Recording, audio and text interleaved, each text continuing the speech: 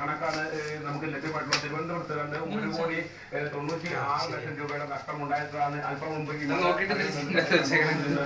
എല്ലാവരും പെട്ടെന്ന് ഫോട്ടോ എടുക്കുക. ഒരു സാധനം തിരിച്ച് ഇന്നലെ രാത്രി തന്നെ ഇടിമിന്നൽ നാശനഷ്ടം ഉണ്ടായിട്ടുണ്ട്. മൊത്തത്തിൽ കണക്ക് കൃഷിനാശം തന്നെ ഏതാണ്ട് 111 കോടിയോളം രൂപ ഇപ്പോൾ തന്നെ സംസ്ഥാന ഗവൺമെന്റ് കവിഞ്ഞതായിട്ടാണ് കണക്ക് കിട്ടിയിട്ടുള്ളത്. 441 വീടുകളാണ് സംസ്ഥാനത്ത് ഭാഗികമായിട്ട് തകർന്നുള്ളത്. അതുപോലെ 24 വീടുകൾ ഇതുവരെ സംസ്ഥാന ഗവൺമെന്റ് പൂർണ്ണമായിട്ട് തകർന്നിരിക്കുന്നു. ഇത് ആലപ്പുഴ, തിരുവനന്തപുരം ജില്ലകളിൽ നിന്നുള്ള വീടുകളാണ്. അതോടൊപ്പം വളരെ പ്രധാനമായ കാസർഗോഡ് ജില്ലയിൽ നിന്ന് 5 പേരെ കാണാതായിരുന്നു. ഇതിൽ 3 കണ്ടുകിട്ടിയിട്ടുണ്ട്. കോച്ചുകാരന്റെ ബോട്ടുകളിലാണ് തീരത്തെ മറ്റ് 2 പേരെ കുറിച്ച് കാര്യമായ വിവരമില്ലാതാണ് കാസർഗോഡ് നിന്നുള്ള റിപ്പോർട്ടുകൾ സൂചിപ്പിക്കുന്നത്. ചിക്കൻ കറി, കോടി രൂപയുടെ നഷ്ടമാണ് ഉണ്ടായിരിക്കുന്നത്. തിരുവനന്തപുരം ജില്ലയിൽ തന്നെ 16 ഐസ്ക്രീം, ഇന്നത്തെ രാത്രിയിൽ ഭാഗമായ നാശനഷ്ടങ്ങൾ ഉണ്ടായിട്ടുണ്ട്.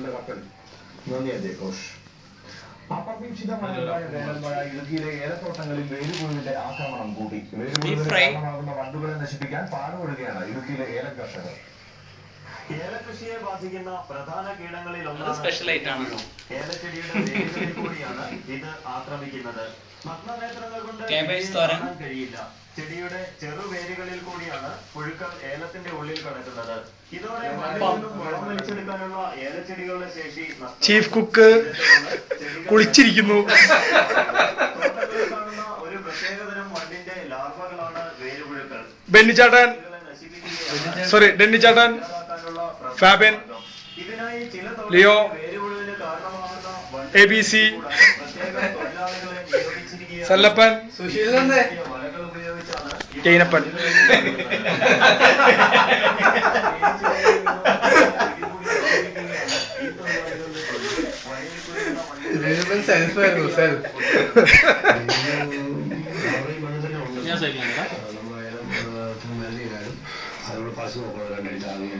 എന്നെ വീഡിയോ എടുത്ത്